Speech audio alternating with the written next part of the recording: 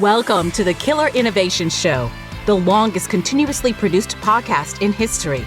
Each week, Phil McKinney brings you the insights and strategies to amplify your creativity and innovation skills. Here's your host, Phil McKinney. Hello, everyone. This is Phil McKinney, and welcome to this week's show. I was recently having a conversation with some people with regards to what makes good leaders for innovation. What are the things that leaders should be aware of to avoid, but also what are the characteristics of good leaders? Can you identify those? Can you quantify them?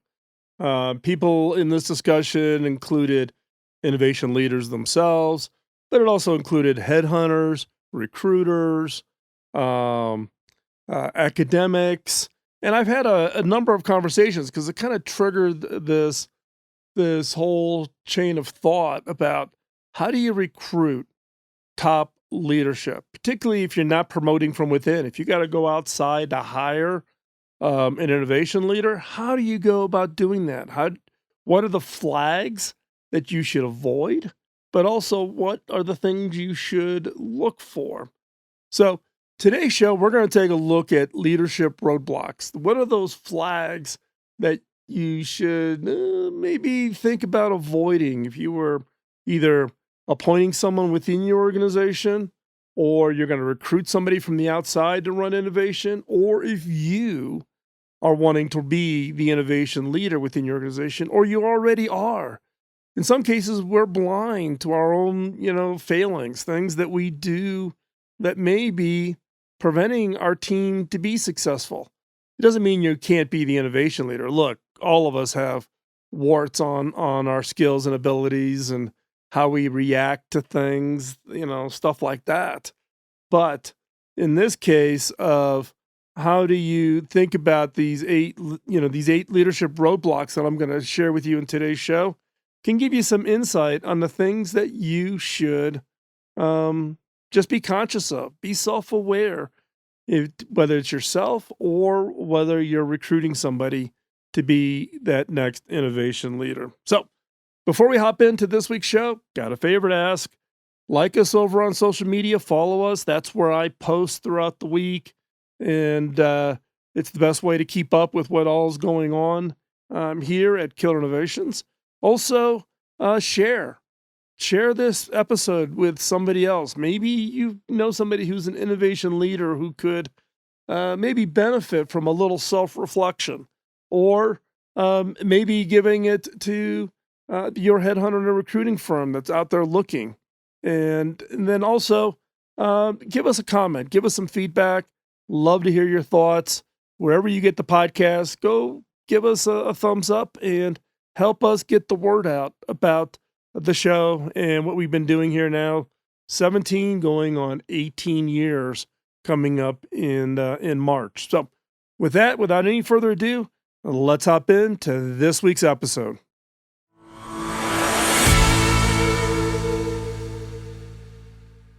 Innovation is the secret sauce to success. I've dedicated now 17 going on 18 years of doing this show to evangelize that message. And I think most people get it. But too often, our efforts to create innovative products, new services, they get derailed by our good intentions, market factors, and roadblocks that hold us back.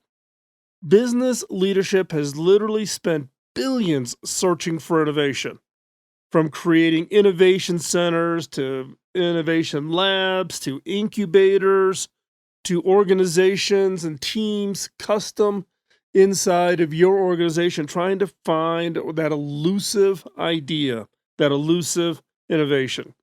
Some would call it a snipe hunt for innovation. It must be a snipe hunt because 94% of executives in a recent survey say they are frustrated with their company's efforts to harness innovation. So what are leaders to do? The major paradox managers face is that the system that enables success, business success today, based on today's management model, reinforce behaviors that are inconsistent, that do not align do not support the creating of a culture of innovation.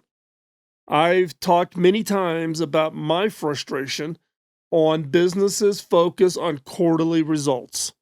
Quarterly results reporting if you're a public company or startups trying to move at a very quick pace. That is just one of many examples of this paradox, this thing that managers face where I want to do innovation, but at the same time, I'm stuck in a mode or a model that does not support the innovation effort. Business leaders must remove this barrier. They've got to get these barriers out of the way as a first step towards embracing innovation if they are going to have any hope of innovation success. To do this, you start at the top with the leaders that welcome and support new and innovative ways of thinking. And to be quite honest, with all of the organizations that I have coached and mentored and advised, this tends to be one of the biggest issues of just getting the leaders to be open, to be welcome, to have the conversation. I can't tell you how many times I get phone calls from CEOs whereby they had listened to an episode of the podcast. They had been given an episode of the podcast by someone on their staff to listen, and they felt that the message in that show, that particular episode, spoke to them, pointed out the frustrations and challenges they are facing. Everybody gets that innovation is important, but again, we're on this snipe hunt. We're on this hunt for this elusive thing that we will never find by just running around and searching under every rock, tree, and bush. Now, to do this, again, leadership must lead with bold, creative ideas. They must be willing to be the example. If a leader does this, they will inspire that spark that could spread into a change in your culture, a change within your organization. So let's get specific here. Let's talk about what are these leadership roadblocks that prevent organizations from achieving innovation success. So, first one out of the gate, and I've talked about this, there's an old episode on this around groupthink. Now, groupthink occurs when everyone makes that kind of unspoken, kind of look at everybody in the room kind of decision to follow along with wherever the group is headed. If the most outspoken member of your organization, your team, you know who that person is. If that person proposes an idea and no one is willing to challenge them, the organization slides into this concept of groupthink, which stymies that innovation and may prevent some of the best ideas from being presented. Somebody else, the most outspoken person's ideas get embraced. Why would somebody else be willing to put their idea on the table? So groupthink is a big issue, and it's a challenge for organizations that have been around for long periods of time, where people have been involved in the organization for long periods of time. That is where groupthink falls in. There's a meme that's going around on social media that talks about when everybody thinks alike, then nobody is thinking. And that is the ultimate epitome of groupthink. You've got to break that groupthink. Groupthink being that one barrier, that one of those initial roadblocks to innovation success. Number two, the next roadblock to innovation, leadership innovation, is burnout. Look, we have a lot on our plates. Everybody's doing a lot of stuff. If you're firing on all cylinders all the time, burnout is inevitable. And it can easily be the death of creativity. Innovation depends on creative thinking, which depends on what? Time to think. Some people can't come up with their best ideas even at their desks. It may be sitting on a pier fishing. It may be walking on the beach. It may be taking your kids skiing. This is where this burnout can really get in the way if you don't leave enough breathing room, if people don't find that ability to kind of step back and really just think, just find that creative spark. And look, rest is necessary. Creativity comes from your subconscious. Your subconscious is most effective when it is well rested. So, roadblocks to innovation that leaders need to think about is burnout in your team. Number 3, lack of resources. Sometimes it's not a lack of inspiration that's blocking your innovation. It's that lack of resources, people, time, and money. When innovation teams lack resources, it can be difficult, if not impossible, to get past that idea and into execution. And most organizations do not dedicate the resources, particularly the money, to support an idea that gets developed in a brainstorming session and cannot immediately be put into action because there's no funding, there's no time, there's no people that can be allocated to the work. Resourcing, lack of resources. This is one of the biggest roadblocks that leaders who really want to drive innovation within the organization need to address. Number 4, insufficient trust. Now, trust is an important component in any business initiative. It's not unique to innovation, but it's especially essential, though, to the innovation efforts. Why is that? When there isn't enough trust amongst the team members and the organization, the teams are going to get skeptical that the ideas they develop will be taken seriously and action and execution will be taken. The result is they don't even try. Now, where does this trust get broken down? It tends to get broken down, at least from my experience, is in poorly run brainstorming activities. So someone from leadership says, ooh, let's hurry up and brainstorm a new product or service. So then what happens? You get 10 of your best and brightest people, you put them in a conference room, you tell them that management's asking for some new products and services and we need to develop those. Someone raises their hand and goes, oh, I'll be the scribe. And they stand at the flipboard and they dutifully write down every idea that everybody's throwing out on the table. That's good for about 10, 15, maybe 20 minutes. And then what happens? It starts to peter out. People start running out of anything new ideas. So you kind of wrap it up at 25, 30 minutes. Another person goes, I'll take the papers. I'll take them back to my desk. I'll type up the list of the ideas and I'll send them around to everybody. What do? They type up that email. They send it around. Now here's the magic question.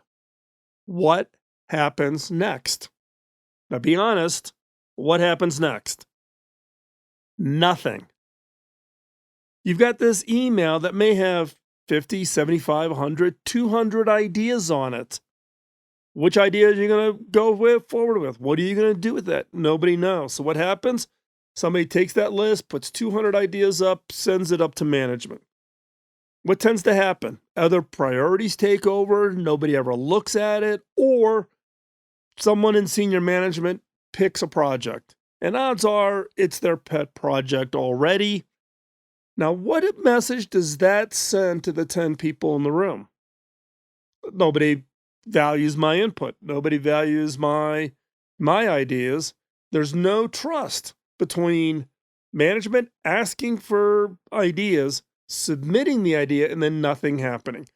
Destroys this trust, where trust is absolutely critical.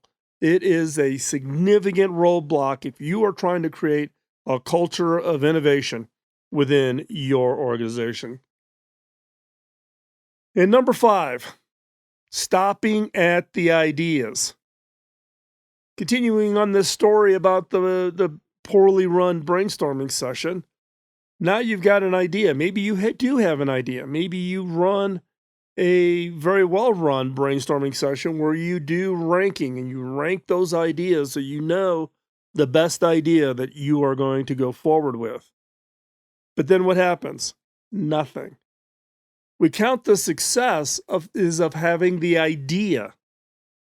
But as I say all the time and remind teams all the time, ideas without execution is a hobby. And I'm not in the hobby business. I'm in the innovation business. I'm into how do we take an idea and turn it into something, turn it into a real product, a real service, a real experience, something that has impact. Now, ideas are great, but they have to be backed up with action. And the best people to back that up are inspired and engaged employees. So as a leader, your ability to knock down this barrier of just stopping at the idea, getting behind them, supporting them, pushing them, encouraging their motion to action is absolutely critical. Letting good ideas die in the pipeline is a common innovation pitfall that should be avoided at all costs. Don't let an idea die a natural death of neglect.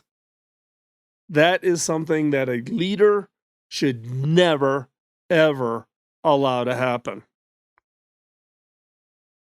And number 6, preferential treatment.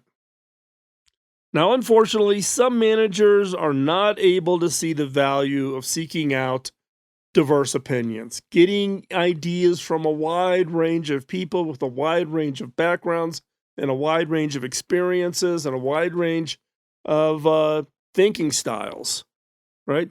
Sometimes preferential treatment can get in the way of innovation. Managers may prioritize the idea of just a few people. Maybe, that one person who everybody looks to, if their ideas automatically get approved, their ideas automatically get funded, their ideas automatically move forward. Anybody else's ideas have to be thought about, and we'll look at it again next quarter or whatever. Preferential treatment. Now, when I come across this within organizations, one of the things that I find so interesting is that a lot of leaders do not recognize that they are applying this preferential treatment approach to the selection of the ideas, the work that they're trying to drive within innovation. Now, you may be sitting there going, well, I don't do that. That's not me, or I haven't seen this. Ask somebody the specific question. You may not be self-aware. And it's not like, hey, you're a bad person or I'm a bad person or, it is something that we just do. We find a crutch. We find maybe somebody who we put that higher level of trust in, and that's good. But when it comes to innovation, you want to get ideas from as broad a base as possible. If you're going to run an effective brainstorming session, you want the broadest diversity you can possibly have. And that is absolutely critical. If you don't have that diversity and you use this preferential treatment, then you are going to run into a situation where you're not encouraging others to speak up. They go quiet. You don't hear what ideas they have going on. The result is you get fewer ideas with decreased diversity. All the ideas kind of fall into this very narrow lane. And what I have seen happen as a result of this is that you will end up with ideas that lead to innovations that are incremental, that are low impact, that don't really elicit or create a change within your organization. And that's not the objective. If you're going to spend the effort, if you're going to put the time in to try to drive an innovation impact, satisfying yourself or being happy with incremental low impact, why do it? In this preferential treatment, this lack of diversity of ideas, if you don't get this right, your entire innovation pipeline becomes very weak, very low impact, and you will not achieve your objective. Number 7, lack of collaboration. This is actually one of the most common barriers I see all the time, but it's also one of the hardest ones to fix. Now, some leaders prioritize credit for the idea. The result is that leader is unwilling to collaborate with others, since that would require that they have to share the idea. This concept of credit for the idea drives me nuts. And I tell teams, and I tell individuals, and I tell companies and organizations, you've got to get out of this mindset that people are looking for that credit. Now, people need to get recognized for their work. They need to be recognized for their efforts. But innovation is a team sport. It's not about the individual. And I cannot tell you how many leaders I have run into where the leader is so focused in on them getting the credit. It's their idea. I did this work. This is my result. I did this, and then I gave it to my team to do something with or turn it into something. Collaboration, to do successful collaboration is the result of an enhanced relationship between leaders and teams across the organization. That enhanced relationship includes things like trust, which we've already talked about. It includes resources. It includes driving the actions to actually take something and move forward with it, right? Collaboration is people saying, okay, you are pulling all of us together with a vision, a direction, an encouragement, and support, irrespective of where people come from across the organization. Collaboration is not within just your team. It's reaching across and putting together the best possible people that can work on this idea to make it successful. Without a strong culture of collaboration, I can almost guarantee that the innovation efforts within the organization will fail. You may be able to get to a proof of concept. You may be able to get it, to show something in a demo to VIPs or something, but it won't have the impact. To have an impact inside of an organization, you eventually have to bring that entire organization around to collaborate. It takes everybody from finance to IT to legal to technologists to strategists to marketing to sales.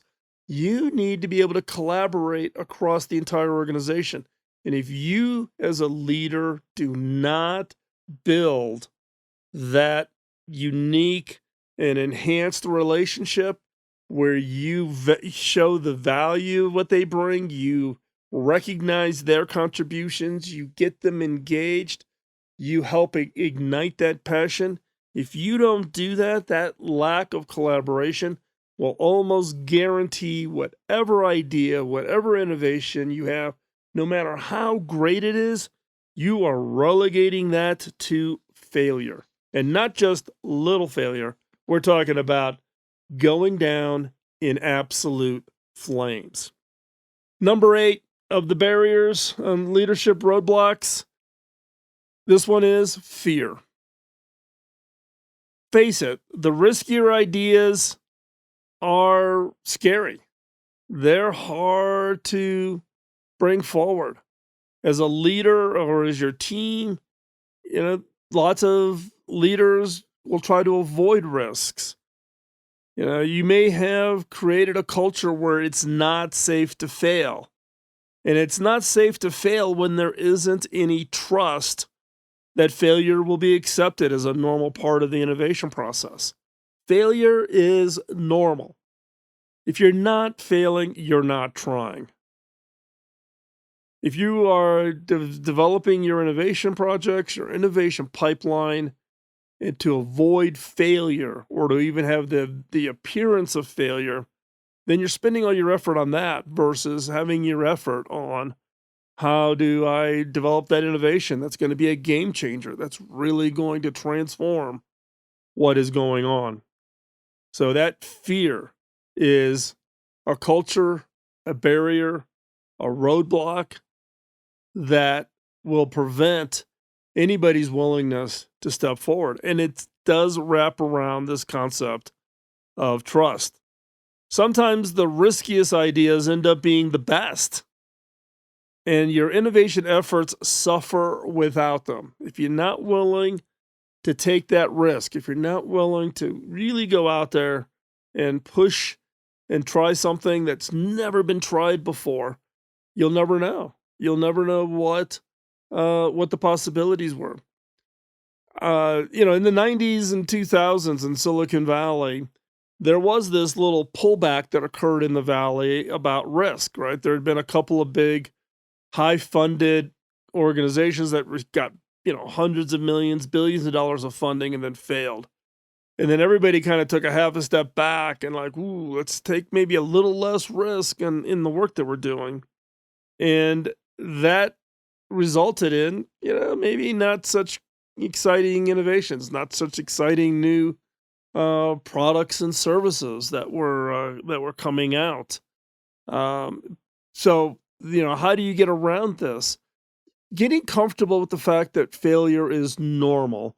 A group of people in Silicon Valley launched what they call FailCon, which is a failure conference. And basically, it encourages leaders across organizations all over the valley to stand up and share their biggest failure. A number of years ago, I was invited to deliver a keynote and then facilitate a workshop with the top, 200, 300 leaders at Vail Resorts. So if you're not familiar, Vail Resorts is the largest provider of ski winter sports facilities around the world.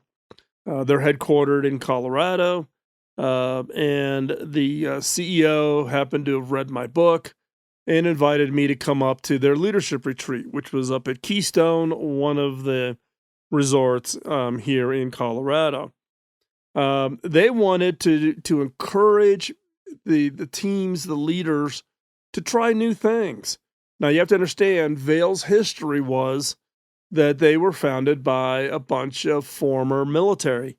These were all people who were in the military, who were on like the ski patrol teams, right? So these are the army guys up in the mountains, skiing into battle. And when they got out, they all decided that they really liked the skiing portion of it, and they wanted to create fun places to go ski. And that's how Vail Resorts came into existence. But coming out of the military, they also had very strict standard operating procedures. So they have an SOP, standard operating procedure for everything from how the valet parks the car, to how you plow a parking lot, to how you groom trails, everything. So that kind of discourages innovation, and they wanted to try something different. They wanted to encourage innovation. So they asked me to come in and teach and do this workshop. So what I did is basically run, would you call it a mini or a micro version of a fail conference for Vail. So I was teaching and running the workshops, and as normally you would do, you would take these breaks in between sessions.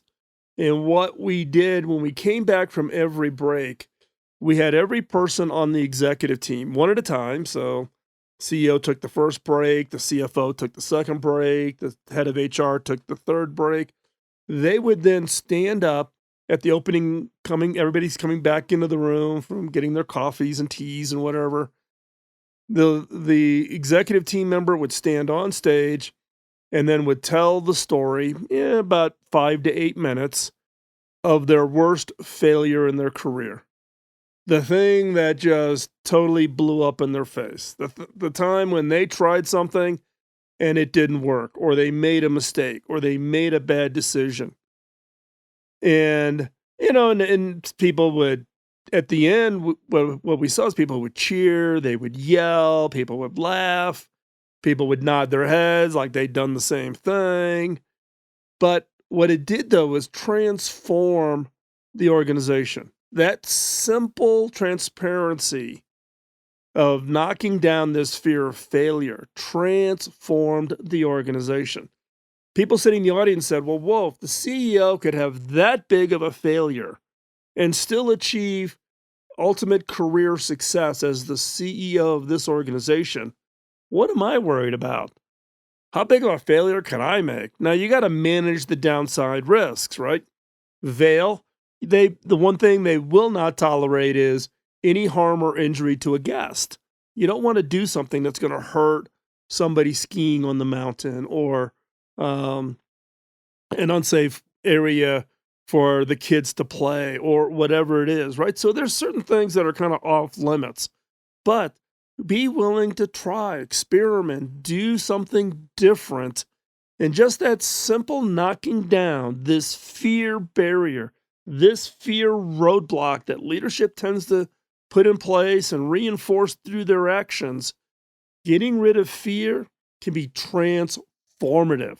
So run your own FailCon, or try that out within your organizations. Now, as I've talked through these 8 leadership roadblocks to innovation, I just want to reinforce that, look, leaders who promote an innovation-friendly workplace culture are crucial in today's world. Without innovation, leaders and organizations are doomed to fail. Absolutely doomed to fail.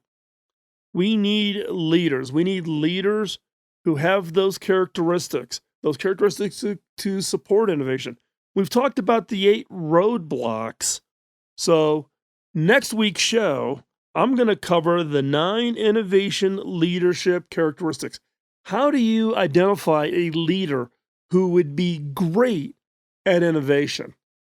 Or if you are an innovation leader, how do you highlight your characteristics if you're interviewing for an innovation position or positioning yourself to be potentially take on a leadership role in your existing organization?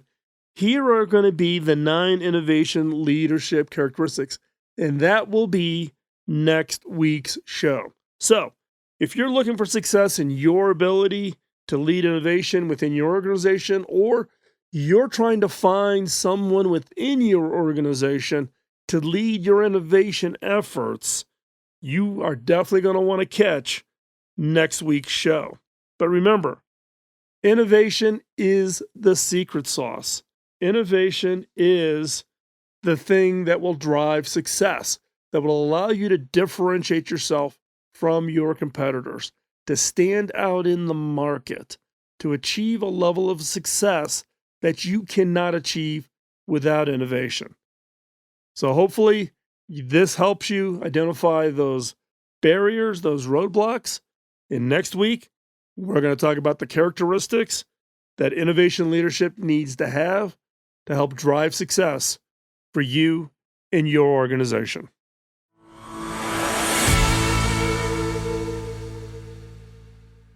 So I'm going to ask you a tough question. Of the 8 leadership roadblocks, the ones we just went through, which ones are the ones that you are now thinking about yourself? Things that maybe you need to think about. One that I always have to deal with, and that's burnout. Between being a CEO and doing the weekly podcast and writing on my blogs, newsletters, and then in addition, I am, working on book number 2. So I'm in the middle of that. Burnout is something that I have to think about. If I don't take the time, I'm not keeping my creative muscle in shape. And that is one of the big ones for me. The other is lack of resources.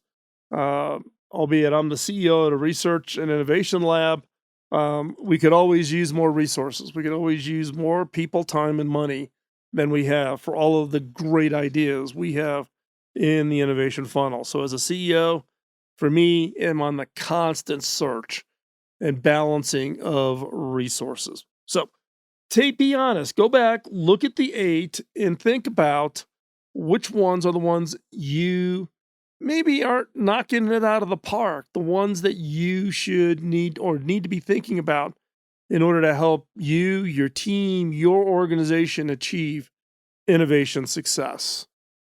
As we wrap up this week's show, I want to thank you for your time, for spending with us today. Really appreciate you checking us out. Hopefully you found today's show informative. As I shared in the main segment, this is a two-parter. So next week's show will cover what makes a good innovation leader. What are those characteristics that make for a great innovation leader? And you want to check that out, because that is where I think people can really latch on, particularly if you're hiring, recruiting, or you're looking at your own skill sets and the things that you should work on if you want to position yourself to be a strong, high-impact innovation leader. So check out next week's show. And again, thank you for your time. Greatly appreciate it. Got that favor to ask. Can you let others know about the show? Can you like our social media posts? Can you give us a thumbs up? Can you post a comment? Can you give us feedback? Really, really appreciate it. We do all the work on the show here. Nobody gets paid for it. So this is clearly 17 years. It's not been a moneymaker. We do it out of just sheer passion, and it is a way to meet the requirements or satisfy the ask that I got from my original mentor, Bob Davis, and that is to pay it forward. So sharing with you all of my years of being in the innovation game, my experiences, lessons learned, my failings, and hopefully you find it beneficial to help you in your career achieve innovation success. And with that, we will talk to you next week. Bye-bye. Podcasting nonstop since 2005, this has been the Killer Innovation Show on the Innovators Network.